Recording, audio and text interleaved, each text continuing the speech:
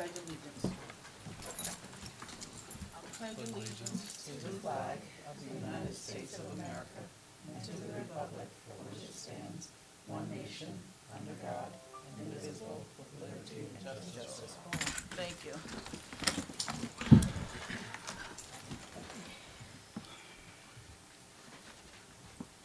Tracy. Mark DePace, Here. Amanda Gruber, Here. Kirsten Gustafson, Here. Willette Jones, Here. Calvin Lewis, Here. Matthew Mackerer, Here. Lakia Walker. Thank you. I make a motion to accept the agenda as presented. Second. All in favor? At this time, we have the student representative report. Hi, all. My name is Thomas Arvinsky. This is my first student report of the school year.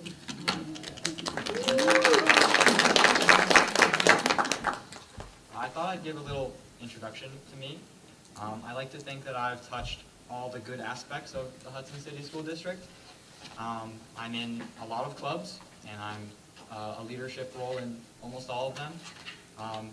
I'm the president of Mock Trial, VP of Model UN, and president of the Triad Music Honor Society. I've also played in our musical pit bands and done student tech crew in the technology office and interned over the summer. Yeah, so that's a little bit about me. If you have any questions about that, just let me know. As for the first couple days of school, I think we got in really well. The technology distribution went well. I'm pretty sure most everybody has Chromebooks and is ready to start learning on them.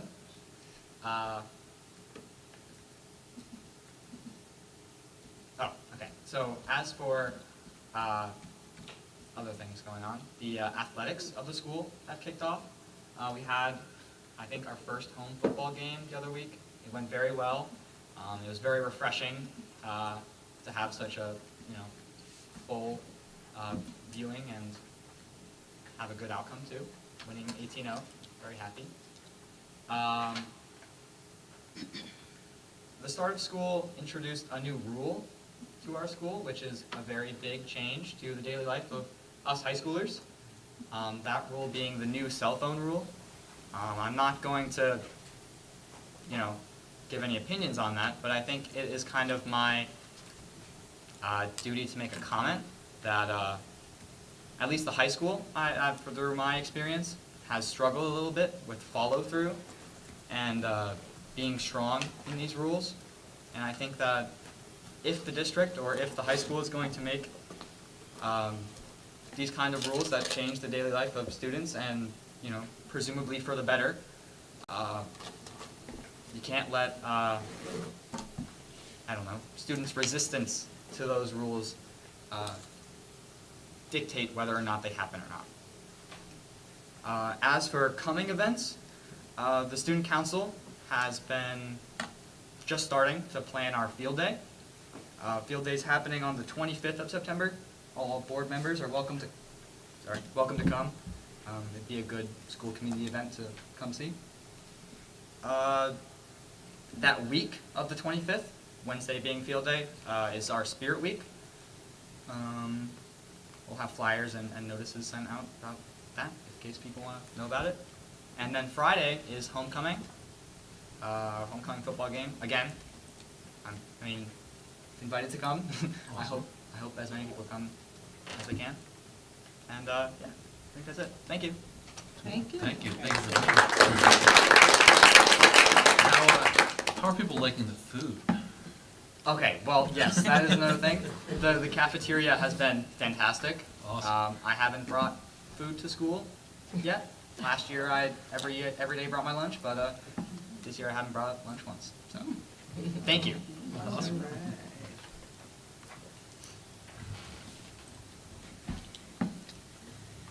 Okay, there's no need for early executive.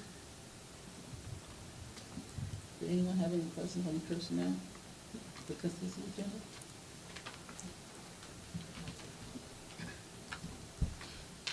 I would like to make a motion to accept personnel agenda items A through S. Second. All in favor? Thank you. Welcome new staff. Good evening. So tonight, I would like to welcome Kathleen McPeak. She's our agriculture teacher at the high school and junior high school. Kathleen McPeak, will you please stand? Kathleen McPeak attended Rutgers University in New Jersey to study biochemistry with a focus on plant and microbial systems. She's completing her master's degree in agriculture education from SUNY Oswego and is currently in her final semester. Kate has spent the last 7 years at Rondout High School in Ulster County as a greenhouse technician in their agriculture program. She coached girls basketball and lacrosse while at Rondout and was the advisor to the environmental club where she spearheaded the school-wide composition program. Kate has been an organic fruit and vegetable grower for the past 15 years. She's excited to be a part of the growing agricultural program here at Hudson and is looking forward to stepping into the new role as a teacher. It has been less than a week, but she's very overjoyed by the kindness, the beauty, and the positivity from staff and students. A fun fact about Kate is that she's an avid adventurer and once rode her bicycle solo from San Francisco to Ensenada, Mexico. Welcome.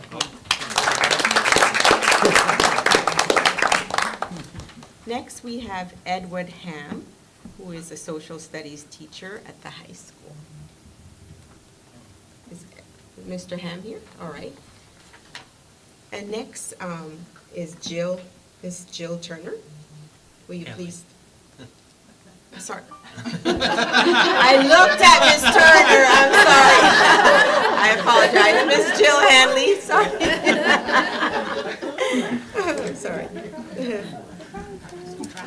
Ms. Hanley, I'm pleased to announce that Mrs. Jill Hanley has been named Associate Principal at Montgomery C. Smith Elementary School. She was appointed at a Board of Education meeting, which tonight, and will be slowly transitioning into her new role as we find her replacement as a third grade teacher. Congratulations. I had a couple more things I wanted to say about her.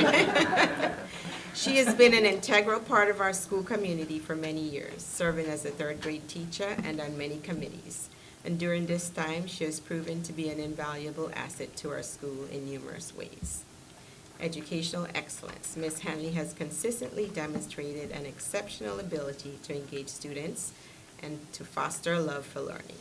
Her innovative teaching methods have improved academic performance and inspired creativity and critical thinking among our students. Leadership and mentorship. As a senior teaching staff member, she has taken on numerous leadership roles. She has also been an outstanding mentor to new teachers, helping to cultivate a culture of collaboration and continuous improvement within the MCSES faculty. She has been a student advocate throughout her tenure. Jill has been tireless in advocating for students' well-being and success. Her efforts in implementing individualized learning plans and creating support programs for at-risk students have made a significant impact on our students' academic and personal growth. And I will say it's always great to be able to promote from within, so we are so excited. Thank you.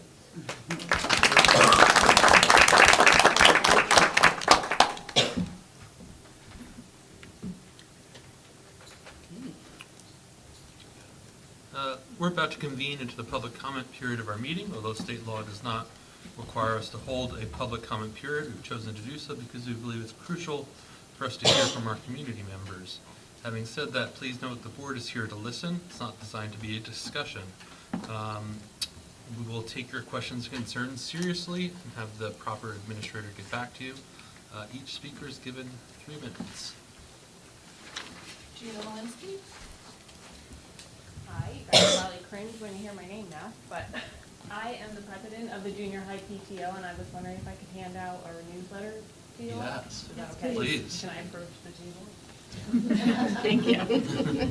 It's just a recap of what we accomplished last year, what Jill really accomplished last year, but what we're trying to continue what Jill started.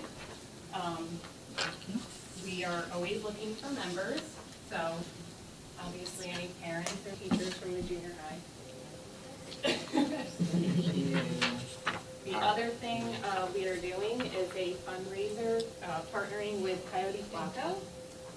Coyote Flaco is a restaurant in Claverick that is owned by one of the junior high students' fathers, Christian Lopez. So he agreed to do this take-home taco kit. Everybody wants to see this, but I'll hand it out with people. Because I'm hoping to post these around town and get people to join in and help fund some events for the kids. It's a great idea. Also wanted to ask if you could post these in the schools, like student or teacher lounges and main office. You want this to? I've also been sharing everything on social media. So if everybody wants, it's every Tuesday, Wednesday, and Thursday now through December. Oh, wow. But I can also, I don't know if it can be shared through Parent Square, if that's something that's allowed. I have a digital copy, so I don't, who would I email that to? Yes? Okay. Make sure it was okay with them, and yes. Okay, all right, I would appreciate it. And the junior high did share this out through Parent Square already to the parents of the junior high, because like I said, we're just hoping to get a lot more members, donations, and host fun activities and events for the junior high kids, because it's kind of been lacking in the past few years, so Thank you. we're excited. Happy to see the newsletter. Thank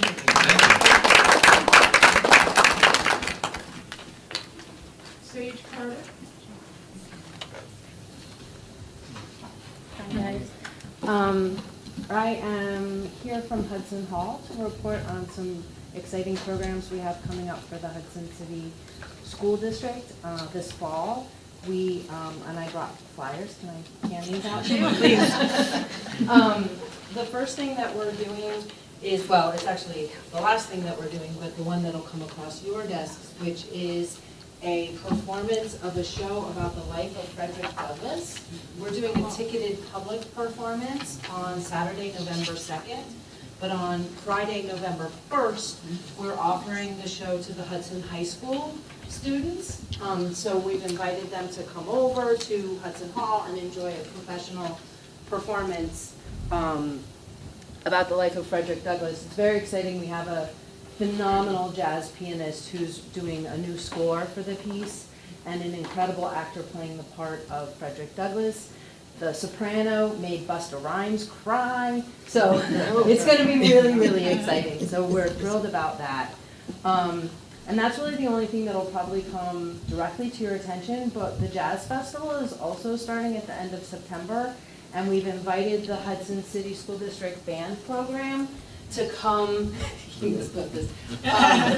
come. We are doing a free community day, and it's on Saturday, September 28th, and we have a band led by the phenomenal Melanie Charles will be performing, and they're doing what's called a mega jam. So they'll play a set, and then they open it up to people to join them in the jam session. So that'll be really fun, and we've invited the Hudson Band Program to come and participate. And then the last thing that we're doing as part of the Jazz Festival, directly related to the students, is that on Saturday, October 5th, we've been doing these like every year for the last 5 years, during the Jazz Festival, is we have a performing artist who's coming up come and offer a masterclass workshop to the band program. So the students are invited to come on Saturday morning and work with this trumpet player who's probably going to be winning his first Grammy this year because he's insane. And he's super excited to work with the students on Saturday, October 5th. So, and they generally, when the musicians come, they really get down into the pit with the band and really play with them and talk to them and share their experience about what it's like to become a professional in the music industry. and to live the life of a touring musician. So it's a really great opportunity for our students to see what that's all about. So, yeah, so, and also, everyone is welcome. Come to the community day, come to see No Cowards in our band, come to all of it, please, if you're free. Awesome. Thank you so much.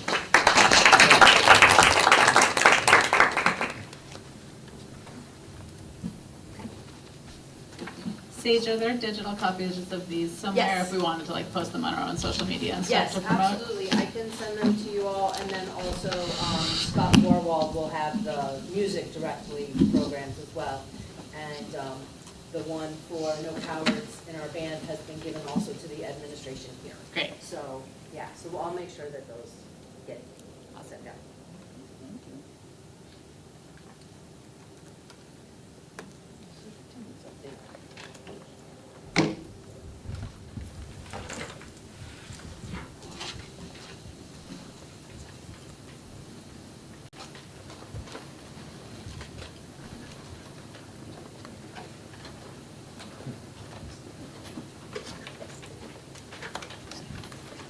So tonight's superintendent's report will focus on the first week of school.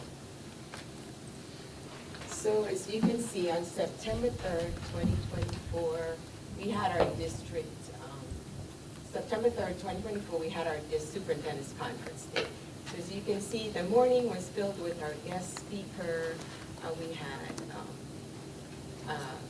Principal Caffelli, who is nationwide speaker. He was a principal teacher, etc. He gave our keynote address, but also Dr. Plessy spoke about our initiatives with DE&I. We also had Dr. Torres to speak about our teaching and learning initiatives.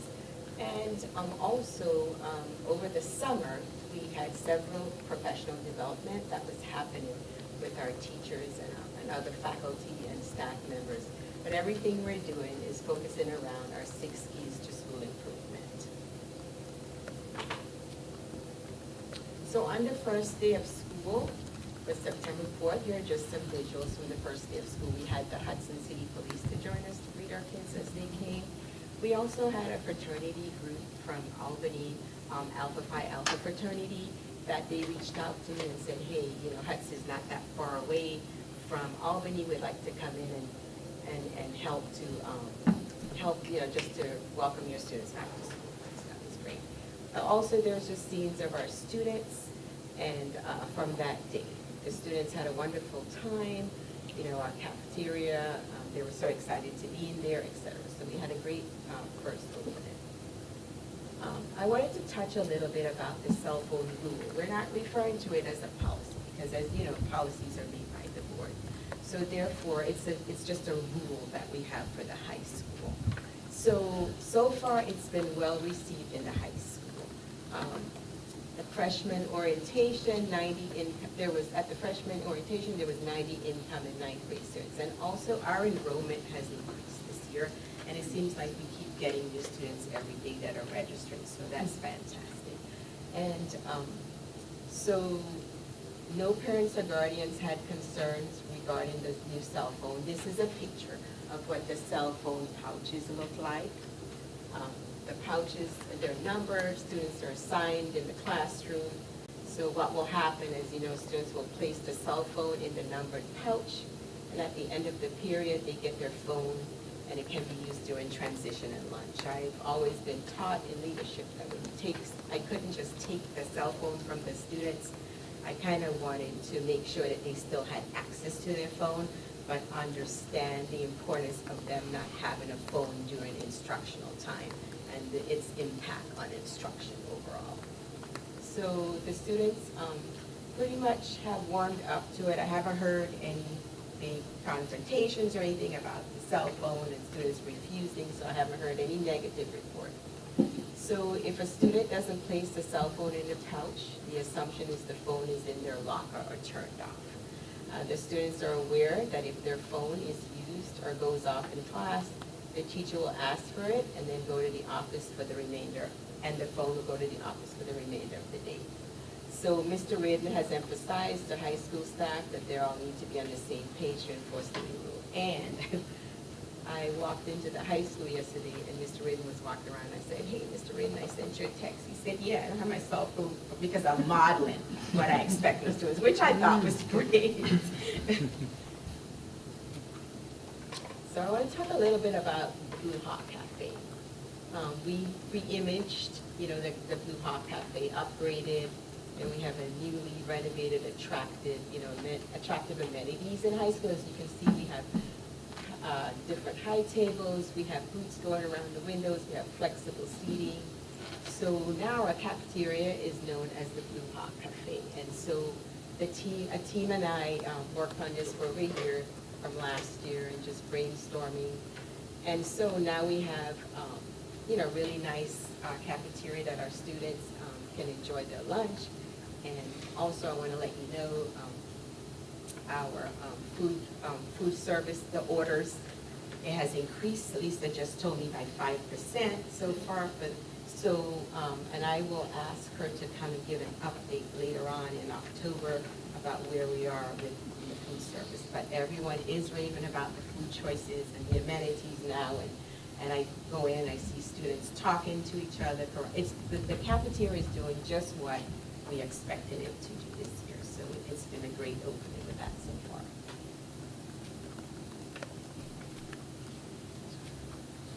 All right.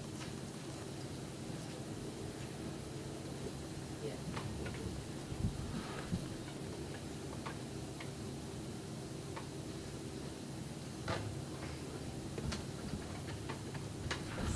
So next on my superintendent's report, tonight on the board agenda, the board is going to be approving the school comprehensive education plan for the Montgomery C. Smith Elementary School for this year, the 2024-2025 school year.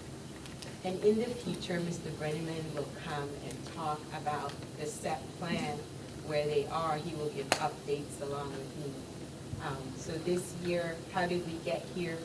The SEP plan was created because of the state data that we received, and we had parents to work on the SEP plan with the school team last year. So why are we making this commitment? It's so after surveying a random selection of students, there were commonalities here. So the first commitment on the plan is to foster relationship between adults and students, ensure they feel that they have advocates in their support. So this is just information that came out from data that we have. And one of the reasons why we had to create a SEP plan is because of some of groups of students, their needs were not being met, whether it be in attendance, academics, etc. So we're making this commitment. This is MCSES. We're all making this commitment together because we want students to feel more of a connection with the staff. They have a desire to feel accepted by both staff and peers. They're concerned, this is the feedback we got. They were concerned with bullying in the building. They wanted their voices to be heard. They wanted to know more about their teachers on a personal level, and they wanted to feel that there was a sense of safety in the school and community. So the vision was to have a community of learners that feel safe, accepted, and heard. And it's essential that all students feel that way, and that when they come to school every day, that as staff members, that they're able to be heard without judgment. So when students feel safe and are more likely to come forward with concerns, this will enable our students to become more a tight-knit community.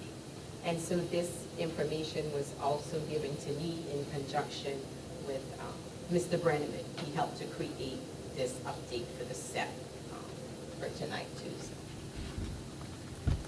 So one thing that's going to be implemented this year is Ruler. So what is Ruler?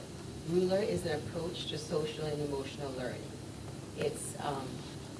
It teaches intelligence to people of all ages with the goal of creating a healthier and more equitable, innovative, and compassionate society. So it helps to recognize emotions in oneself and others.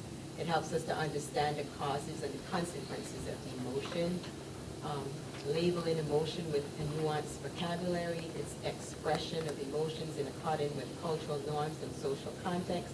And then it's also about regulating emotions with helpful strategies. So a key strategy on the commitment one is that the strategies the team identified as necessary to address commitment one was to build relationships with students through the use of ruler, to participate in house and house community days, which I think this already happens at MCSES, just to carry this on. This is where they have the house community days, but it's all built around character education and positive behavior intervention and supports. Check-in and check-outs, which identify students, and they'll be assigned to staff members within the community to whom check-in and check-out will happen daily, and just to include more specific goals based off of PBIS.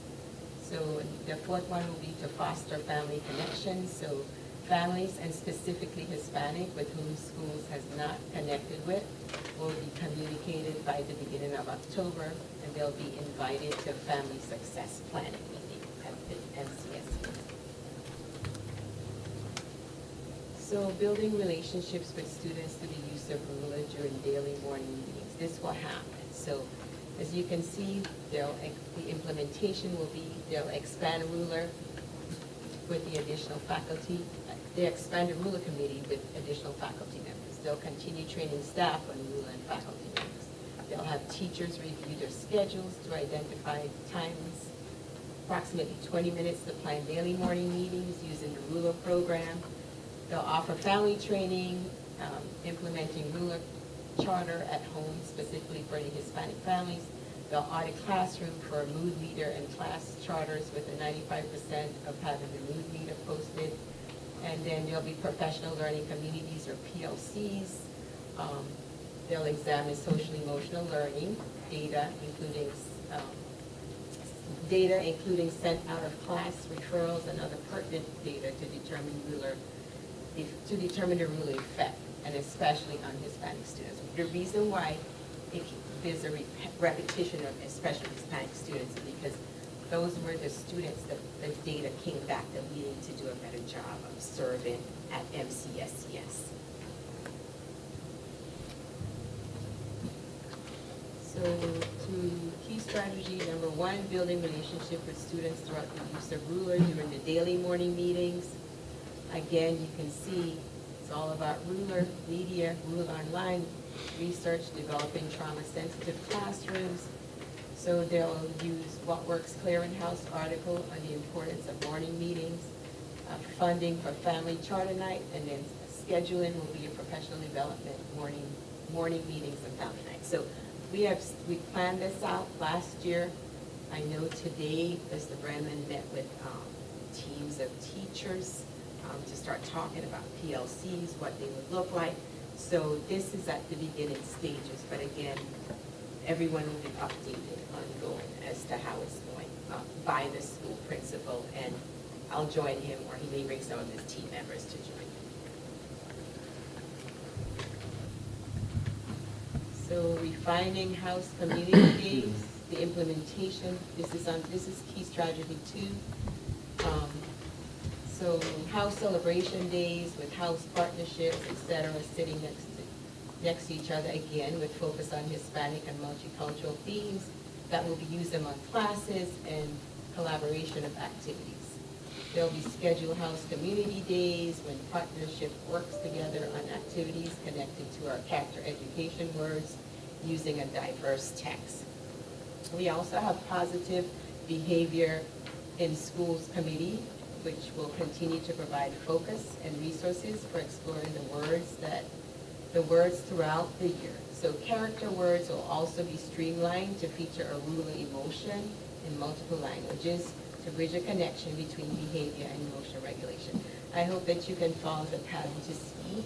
We are addressing all of our 6 keys to school improvement here, and we're also talking about multiple languages just to make sure that we're serving all of our students and being very mindful of that, to serve all of our students, because we embrace the fact that we have students here that speak multiple languages. They will create a universal signal for listening and stopping, talking to be practiced and used at all celebration or community days and assemblies. Under key strategy number 2, refining the house community days, the resources that will be used are scheduling. So dates for house celebration and community days. The process will be partnerships created between grade level. The slideshow read-alouds to educate and communicate words.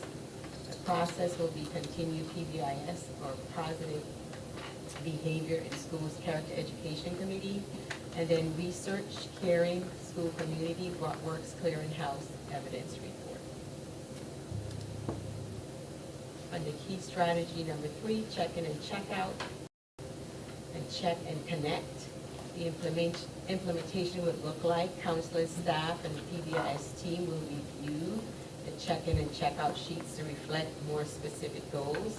They'll expand the pool of the check-in and check-out and check and connect staff members by 10% to allow for more relationships with students and staff members. They'll purchase engaging rewards, and they will enter the CICO points into EduClimber, which is a program that tracks data here. So check-in and connect partners will establish 3 behavioral goals for each day during a 3 to 5 minute meeting in the morning, and go over their success and challenges at the end of the day in another 3 to 5 minute meeting. Under key strategy number 3, which deals with check-in and check-out, and check and connect, the resources here are using tailored supports to advance educational equity. There's an article on multi-tiered system of support that we read around DC Public Schools, funding for additional rewards, increase staff to be part of check-in and check-out, and check and connect, and then disciplinary reports will be used, and attendance reports will be used. So key strategy number 4, we're talking about home visit and family connections meeting. So the implementation would look like creating a spreadsheet for families not connected by the beginning of October, as again, we've just started this implementation process, but wanted to give you a chance or just to see where we are and where we are in the process at MCSES. So by the beginning of October, and we will cross-reference the grade level chairs to determine families with whom to schedule planning meetings. So again, Hispanic families will be identified and flagged for necessary strategies. So we'll establish a team in October of faculty members and staff who will work together to communicate with and support families who have been targeted for lack of communication and connection. The team will create a template for family success plans, and meetings will be created to be used consistently with families during these meetings. There will be a family involvement campaign that educates all families about the reasoning behind the importance of parental involvement. And then social media outreach videos, neighborhoods, get-togethers, meeting families, family learning nights, community programs, visits, school representation at all local events. So this will take place under the implementation for key strategy number 4. Key strategy number 4, again, the resources that will be used is getting started, family engagement, and positive goal orientation. This is a research base. It's a resource on establishing a positive relationship. There's also parent involvement strategies that are research-based, and there's an article on parent involvement programs. There'll be a team of faculty and staff members to serve on a parent involvement committee. There's data on Hispanic parent involvement, media resources to communicate goals with the community, access to community spaces to visit neighborhoods, parent involvement survey, and funds to pay staff to run literacy and math nights. We have commitment 2, which is to develop and implement an effective multi-tiered system of support. You're going to hear this word over and over again, MTSS, multi-tiered system of support. These are practices across all grade levels and setting to provide academic, social, emotional, and motivational behavioral support needs that increase student engagement and proficiency across all content areas. One thing I can say about MTSS is not a wait to fail model. It's a proactive model. And in this proactive model is where we look at data, we look at students who are working on different tiers, but we give targeted interventions to support the students based on their tiers, where they are on the tiers. So why we are making this commitment is just on the academic, is to have a consistency of practice and effective instructional interventions at Tier 1 and Tier 2. Then under attendance, we do need to pay a lot of attention to our attendance across the district. However, when students are not in school, they're unable to do well academically. So we're going to explore reasons behind poor attendance and find strategies to address these. So under social emotional learning, by implementing SEL supports, students will be able to effectively build and maintain relationships with their school community, leading to further engagement in learning throughout the day. And then students express a need to further support and help navigate peer relationships and conflicts. So disciplinary data suggests that students are in need of support in recognizing and regulating their emotions. So commitment to some key strategies are, the team identified them as necessary to address the commitment. 1, implementing daily writing instruction, minimum 1 sentence cross-curricular, exit tickets will be shared, peer editing, Friday letter, daily page writing workshops on Office T, and then utilizing mindfulness activities throughout the day and implementing room work lessons. We'll be using CALM apps, and then we also have Branch and Minds, which is our MTSS framework. We'll also incorporate AVID, which is advancement via individual determination strategies, into core instruction to facilitate learning and enhance instruction. So you'll learn more as you go on about AVID and what the strategies are in AVID. So these are using common terminology and instructional approaches. So we'll leverage an attendance monitor to analyze and improve attendance of our Hispanic students. So this will be done by collaborating with our Hispanic families to create success plans and increase communication regarding attendance, then identify specific challenges and strategy solution, partnering with MCSES. So writing instruction, implementation. So I do want to say that last year when I came for the needs assessment, we are working hard to improve writing, daily writing instruction across the district. One of the things, and well, right now I'm speaking of MCSES, so one of the things that we're having a conversation about is, what does it look like when a student knows that that their writing is where it should be? So one of the things that I noticed when I came is that we need to use a rubric. The best rubric that I think we can use to assess, students can use to assess their writing, is the rubric that goes along with our state assessment.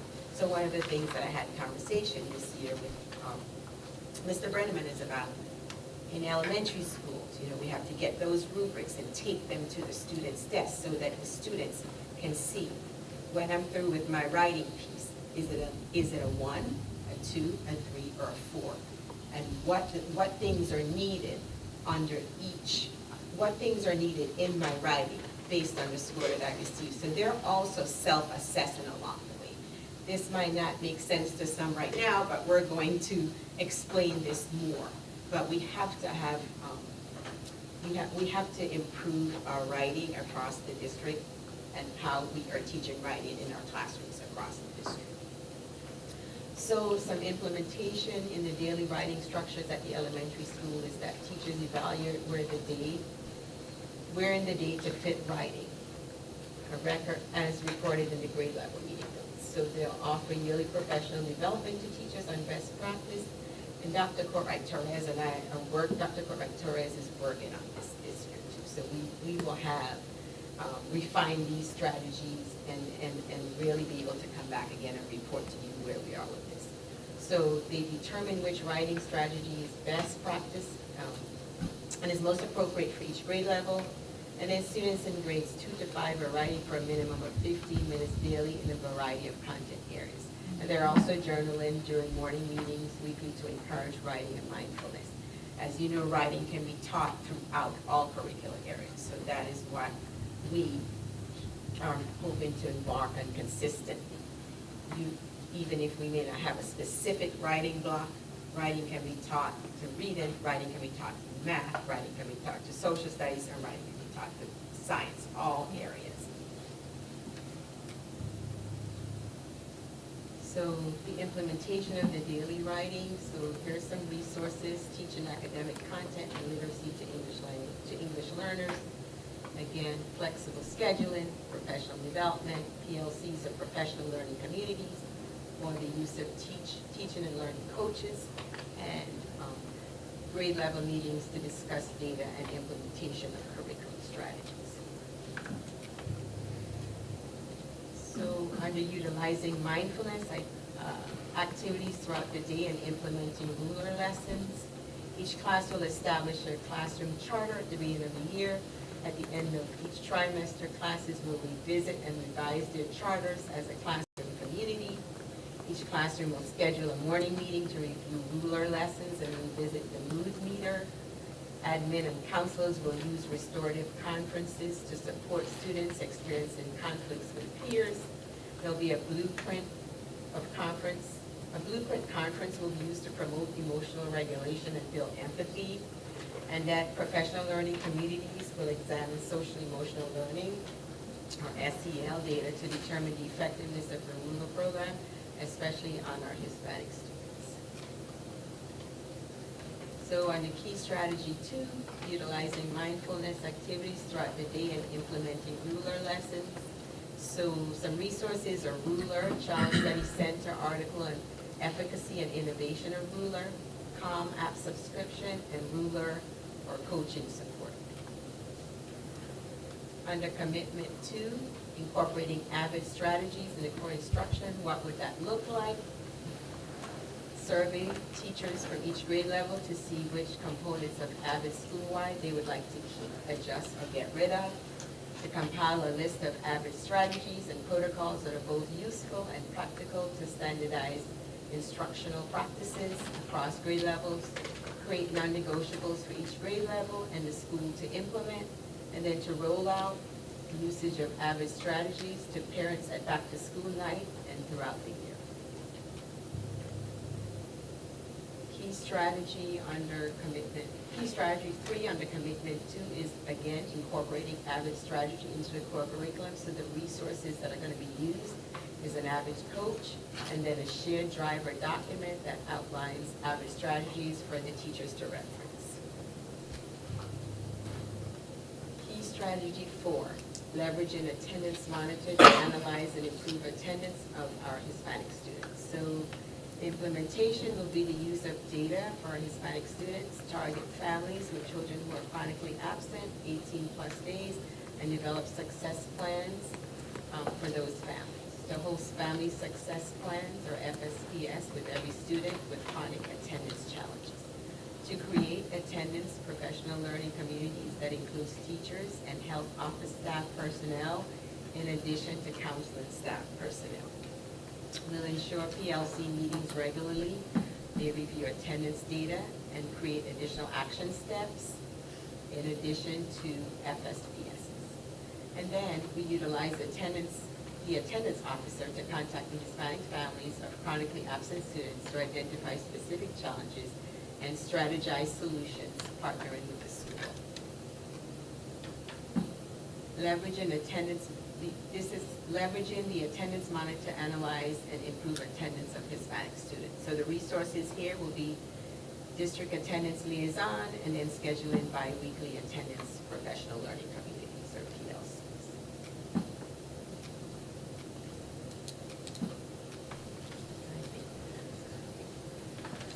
Thank you. Just a brief overview of the SEP plan for MCSES. Thank you very much. Any questions? No, I appreciate that. I think when thinking about improving academic performance, we're also thinking about the socio-emotional components that underlay that. So I just appreciate that this plan has both of those interwoven. Thank you very much. Oh, question. Can I ask a question? Yeah, sure. I'm just a little curious on the specifics of the New York State English assessment rubric being used starting like really young. I mean, I'm just wondering, like, why you do that instead Sure. of having it be up to the teacher Oh. and have it be their rubric. So, because we begin with the end in mind, the end result is, we are graded by the data. Our story's told by the New York State assessment. That's part of our story, and a big part of our story. And so, New York deems that students have to pass this assessment. And so, the teachers can use that rubric that will tell them once they give those formative assessments where students, or students write, that they can look at the rubric and the students can say, hey, in my informational writing piece, I was scored a 1 by my teacher. So what was I missing?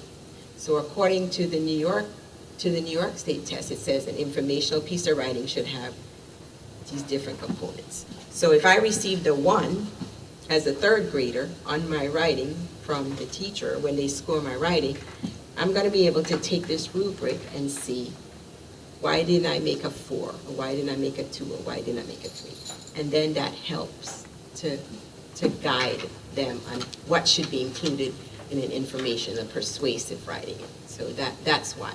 Everything we do at the foundational level has to be strong to get us to that level, which is passing the regents, passing the state assessments.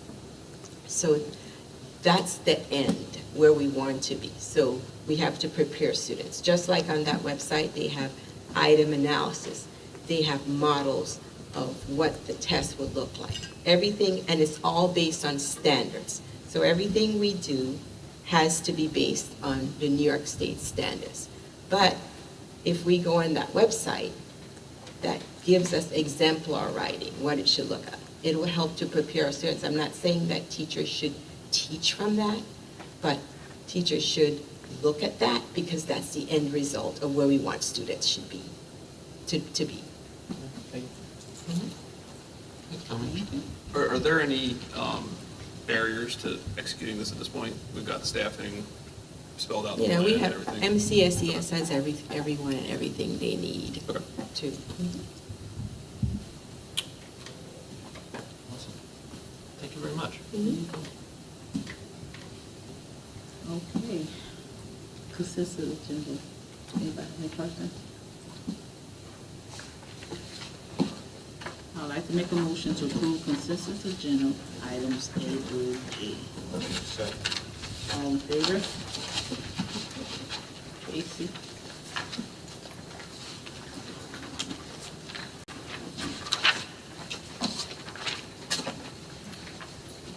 Thank you. Okay, the important dates. September 24th, 2024, Board of Education Policy Committee meeting, 5 to 6 p.m. September 24th, 2024, Board of Education meeting, High School Library, 6 p.m. October 8th, 2024, Board of Education meeting, High School Library, 6 p.m. October 22nd, 2024, Board of Education Policy Committee meeting, 5 to 6 p.m. October 22nd, 2024, Board of Education meeting at the High School Library at 6 p.m. Anybody have anything else on books? No? Nope. Okay. At this time, we do have a need for an executive session for the purpose of reviewing the employee history of a particular person or persons at 6:49. Second? All in favor? There will be no further business. Thank you. Thank you all for being here.